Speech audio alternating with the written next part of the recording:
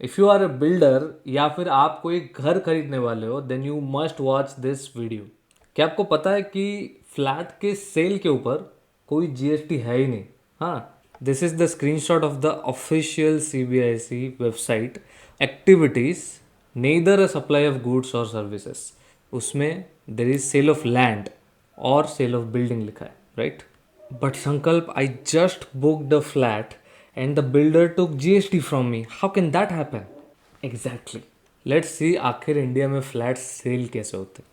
Suppose this is the builder and he started construction of this residential building in 2026.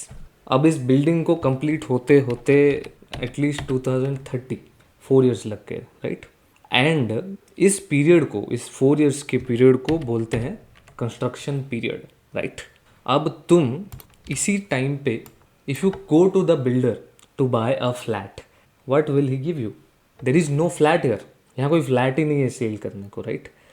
इस period में you essentially sign a service contract with the builder कि मुझको ये flat construct करके दो तुम्हारे land पे, और सर्विसेज पे जीएसटी लगता है। तो अगर इस टाइम पे you buy a flat you have to pay GST on it, which is 60 lakh के ऊपर 5% जीएसटी काउंट्स टू 3 lakhs।